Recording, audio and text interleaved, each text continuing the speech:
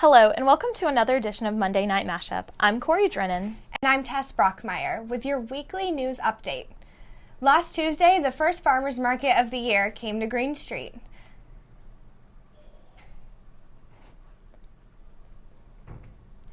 Each Tuesday, vendors come together to offer USC students a little bit of healthy eating, natural soaps, and the opportunity to try some new things. Freshman Fiona McMahon attended the farmers market and shared her thoughts with SGTV News 4. Well, my roommate thought it'd be a really good idea to come out, so we just kind of came on a whim. I actually really love it. There's a lot of really cool stuff to check out, a lot of different booths. I'm trying to be healthy about it, but it's hard when there's like grilled cheese and then like $2 pieces of fruit. So it's nice coming out here and seeing an option and having like the choice to be healthy. Dean Kay Hondias visited the University of South Carolina last Tuesday to discuss the racial patterns in Europe. Students were given the opportunity to hear from the notable historian and sociologist while becoming more adept in European issues. Senior Summer Bronze explains why she came to the event and why she thought it was important for students. I went to a study abroad trip in Poland and Germany over the summer, and I thought that it was a really interesting add-on to that. The trip was for tracing the Holocaust, so I was kind of interested in the race relations. I think it really helps to raise awareness and generate interest.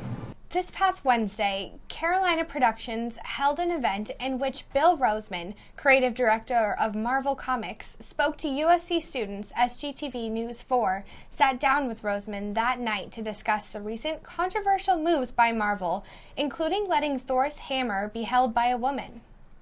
We announced recently there's going to be a story where a woman becomes Thor. Now, we're not turning Thor into a woman, but on Thor's hammer it says, "Whoever is worthy can pick up the hammer and become Thor." So I think that's a very powerful message to say, you know what? Women are worthy. A woman can be Thor. That concludes our university news this evening. After our break, Corey will have your local and national news.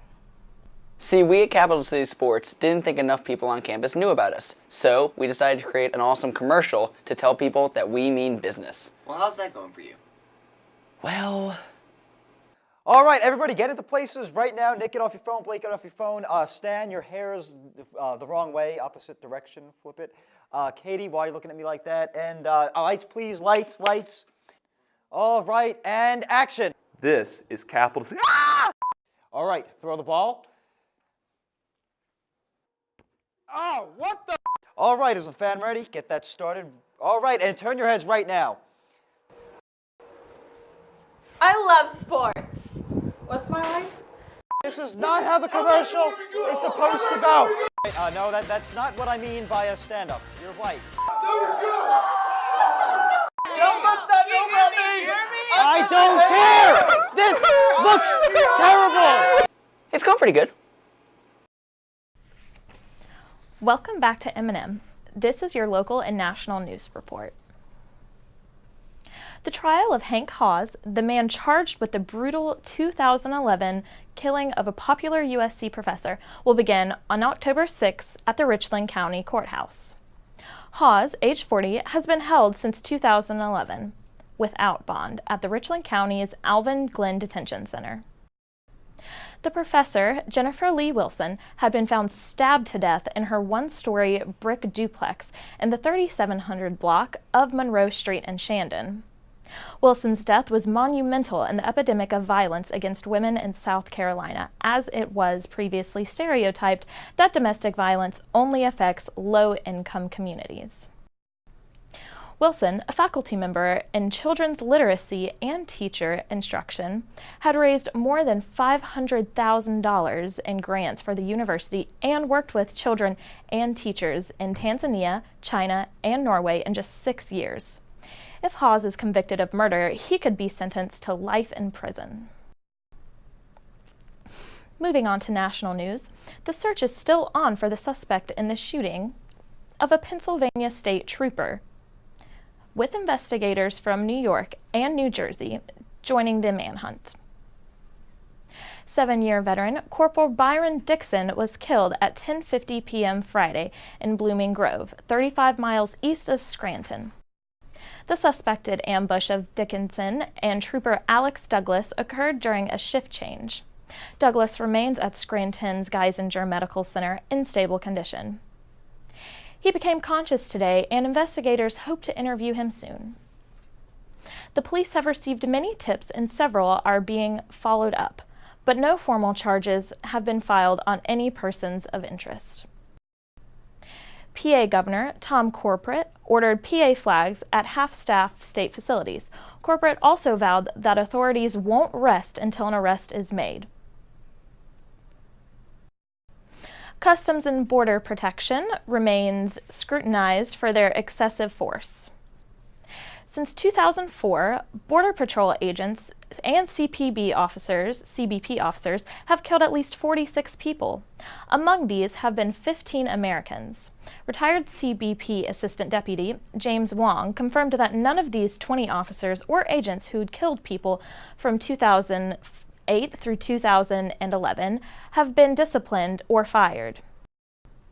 CBP even went as far as to fight for the reports to remain secret for 15 months, only to be released after the media had it leaked. The agents attempted to justify their actions by saying the people were throwing rocks at the agents. It is unsure when any of these steps that need to be taken will be implemented. That concludes our national news this evening. Tess will have the international news in just a moment. Stay tuned. Here's a story of an awkward lady who never really knew just what to say. Then these new friends came along to fix their problems.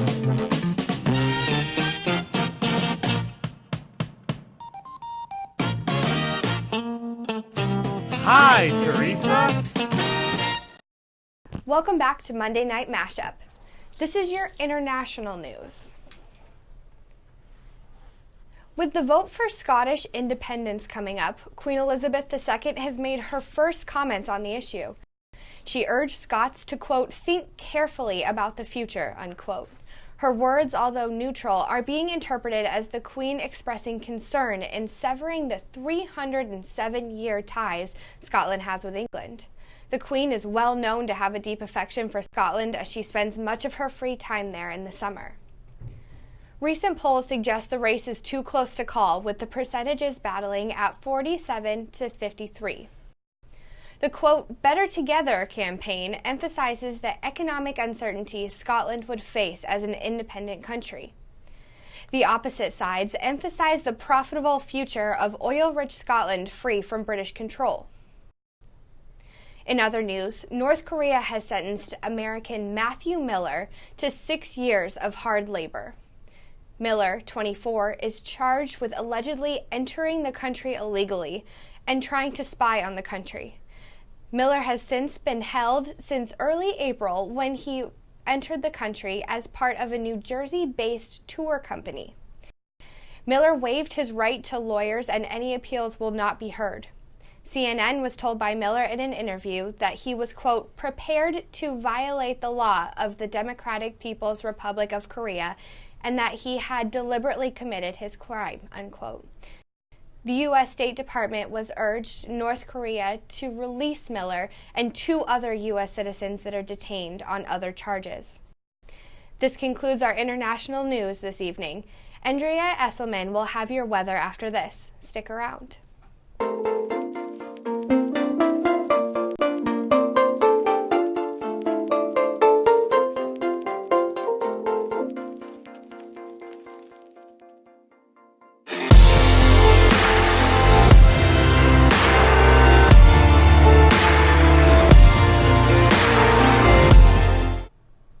Welcome back to Monday Night Mashup. I'm Andrea Esselman with your weekly weather report.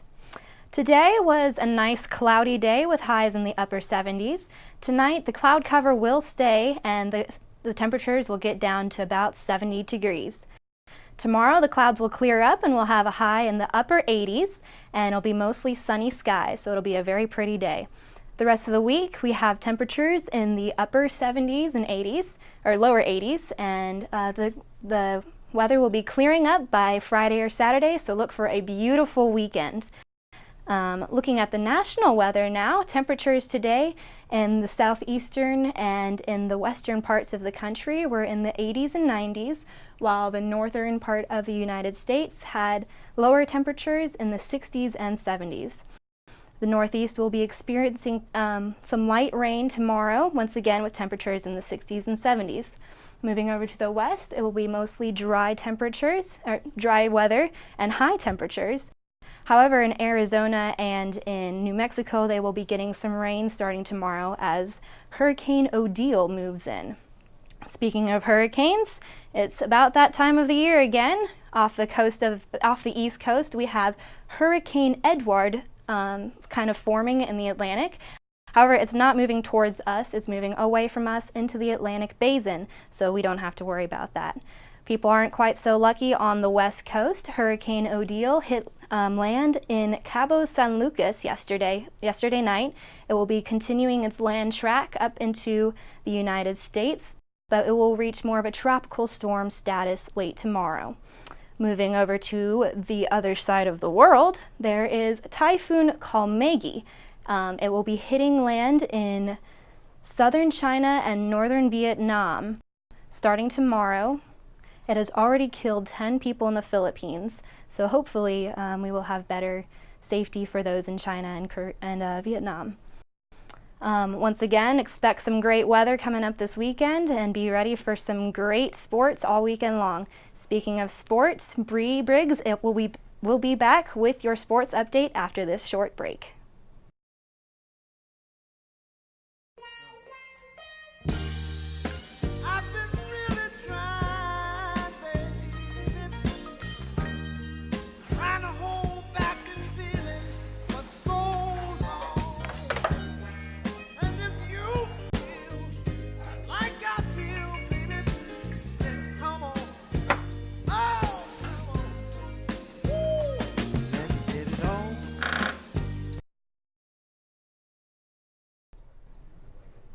Welcome back to MNM. I'm Bri Briggs with your University Sports. This past Saturday, the number 24 Carolina Gamecocks took on number 6 Georgia at Williams-Brice Stadium, with an hour and 26-minute delay due to the lightning in the area. The Gamecock spirits remain high, and they came out strong with a touchdown pass from Dylan Thompson to Shaq Rowland in the opening drive of the game. Georgia responded 2 plays later with a 36-yard touchdown of their own. The game continued to go from red zone to red zone. However, Georgia was unable to connect with receivers and were held to field goals for much of the game. Georgia kicker Marshall Morgan missed 2 field goals during the game, one in the second and the other with 4 minutes, 24 seconds remaining in the game. This missed attempt sealed the game for the Gamecocks as they ran out of the clock to win the 38-35. The Gamecocks move up 10 spots in the rankings and take on Vanderbilt next Saturday in Nashville at 7:30. The 17th-ranked men's soccer team took on UNC Wilmington this past Friday. Prior to the game, South Carolina honored 3 U.S. Army representatives as part of Operation Hat Trick, the promotion run for the game. The Gamecocks took control early with an unassisted goal in the 9th minute by Ive Burnett. Unfortunately, this was the only goal by the Gamecocks as they came to lose to the Seahawks 2-1. UNC Wilmington took 12 shots compared to the 5 for the Gamecocks. The USC men will take on Coastal Carolina next in Conway this Tuesday at 7 p.m. The Lady Gamecocks had a more successful weekend with a 2-0 win over Florida Gulf Coast University Sunday afternoon. Sophomore Claire Studebaker and freshman Savannah McCaskill recorded the first goals of their Gamecock careers. This is the ladies' 7th shutout of the season, the 26th career shutout for senior goalkeeper Sabrina DeAngelo. USC's non-conference play ends at 7 wins, 1 loss. South Carolina is also 3-0 on the road this season. The ladies will take on Auburn the 21st in Auburn at 1 p.m. In national sports, Former Gamecocks Marcus Lattimore and Jadavion Clowney continue to be on the sidelines as they recover. 49ers player Lattimore is still on the injured reserve list but continues to work out and strengthen every day. He is expected to begin practicing after Week 6 and could become the team's number 3 running back in the second half of this season. Clowney, on the other hand, is still recovering from last Monday's surgery and can be expected to be out for at least 3 to 5 weeks. Clowney is replaced by Whitney Marcellus, a 2012 draft pick. That concludes your sports this evening, but there will be more Monday Night Mashup after this. Don't panic.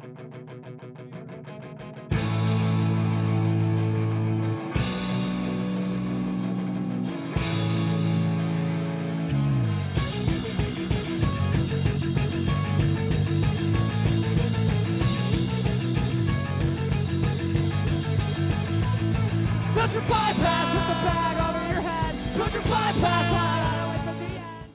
So how about those Gamecocks, ladies? Yeah, that was such a good game. I'm actually a sophomore, and I've never been to a football game before. So that was your first game. That was my first game. It was insane. It was crazy. Did anyone else go? I didn't actually get a ticket, but I heard that it was one of the livest games of the year. I actually did not claim my ticket because I figured we were going to lose. So Whoa. I'm a really, really bad fan, and I regret that. But I'm glad you were able to go. Yeah, it started raining in the middle of it, and it's just like it pumped us up even more because, Really? the true fans stay during the rain and everything, so that was crazy. Yeah. I heard Gurley actually stated that the Sandstorm is like one of the most pumped crowds. He doesn't want to hear it again. I like That's how the funny. other side does it too. But thanks for watching this edition of Monday Night Mashup. Be sure to follow our coverage throughout the week on our website and on our Twitter at SGTV News 4. Additionally, be sure to check out our weekend reviews online every Friday for your university update on what's happening in and around the area each weekend. Have a great evening. Sometimes it got us in trouble. Sometimes it made people happy. And welcome to your first edition of the Weekend Preview.